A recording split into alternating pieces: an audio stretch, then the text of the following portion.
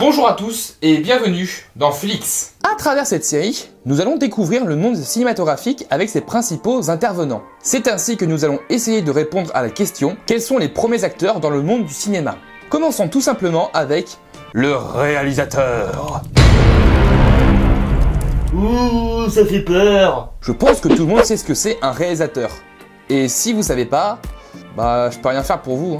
Mais on va essayer de déterminer ses principales fonctions et ses missions pendant la création d'un film. Pour résumer, c'est un petit peu le patron de la partie créative d'un film. À la fois auteur, technicien et manager, c'est l'atome principal d'un énorme noyau créatif. Il coordonne chaque seconde d'un film en prenant les décisions sur un tournage. Du début d'enregistrement d'une scène, de l'angle de vue, la disposition du décor ou encore le choix des costumes. Comme le dit Serge Maotti, lorsque vous êtes réalisateur d'une fiction, que ce soit à la télévision ou au cinéma, vous avez la charge de mener le film à son terme sur le plan artistique. Vous êtes le patron artistique du film. Un réalisateur se doit d'être ainsi polyvalent sur tous les domaines en ayant connaissance des parties à la fois techniques et des parties artistiques. Et quand on parle de réalisateur, on ne parle pas seulement de films. Il y a également des réalisateurs de publicité, d'émissions télévisées, de documentaires, de clips ou encore de séries, mais concentrons-nous sur le cinéma. Et un réalisateur, suivant le produit qu'il doit réaliser, possédera des méthodes différentes, car chaque œuvre possède ses codes et ses idéaux que le réalisateur devra respecter, mais suivant sa vision.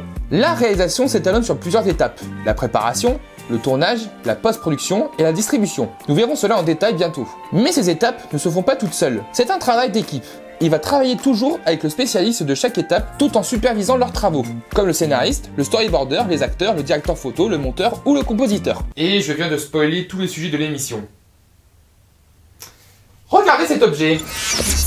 Et dans sa qualité de patron, le réalisateur peut avoir plusieurs casquettes. Il n'est pas rare de voir un réalisateur, scénariste et ou producteur de son film. Et en parlant de ça, c'est le seul mec qui peut aller à l'encontre du réalisateur, car le producteur, c'est celui qui emmène le pognon. Alors quand le réalisateur, aux États-Unis, car en France c'est différent, politique des auteurs et producteur, il a les pleins pouvoirs. Mais après tout, qu'est-ce qui fait un bon réalisateur? C'est quelqu'un qui est à l'écoute, qui doit savoir s'adapter, mais surtout quelqu'un qui sait s'affirmer. Un réalisateur trop enfermé dans sa vision aura du mal à se faire entendre. Il doit avant tout s'adapter à chaque personne avec qui il bosse pour pouvoir apporter la meilleure vision possible. Chaque intervenant peut l'aider dans sa réalisation, lui faire rendre compte des choses ou lui apporter de nouvelles idées pour peaufiner son histoire. Être réalisateur, c'est savoir être humain. Ainsi, tout repose sur une organisation méticuleuse, à la fois technique et humaine. J'ai l'impression de parler de trafic d'humains. Je vais pas parler des compétences techniques, car chaque réalisateur possède une vision de réalisation définie. Par exemple, un réalisateur comme Zack Snyder offre une réalisation plus visuelle que Christopher Nolan, où cette dernière sera plus subtile et perfectionniste.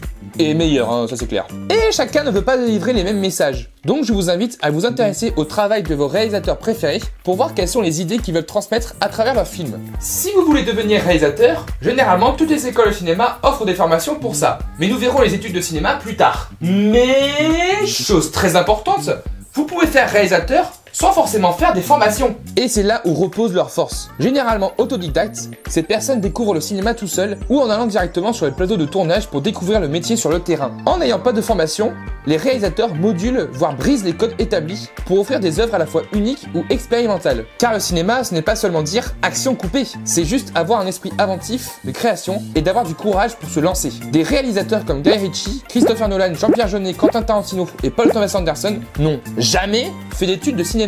Ils se sont lancés directement ou par étapes. Et ces réalisateurs, aujourd'hui ultra connus, ont réussi petit pas par petit pas à intégrer le monde très fermé du cinéma. En jouant de relations ou en y allant au culot, le cinéma est un monde à la fois très élitiste mais magique. Les réalisateurs créent des films mais vendent du rêve au public. Car le cinéma, c'est immerger le spectateur dans un monde où tout est possible. C'est tout pour moi aujourd'hui. N'hésitez pas à me donner votre avis sur la question et à me dire si la vidéo vous a plu. Je vous dis à très vite pour une nouvelle vidéo.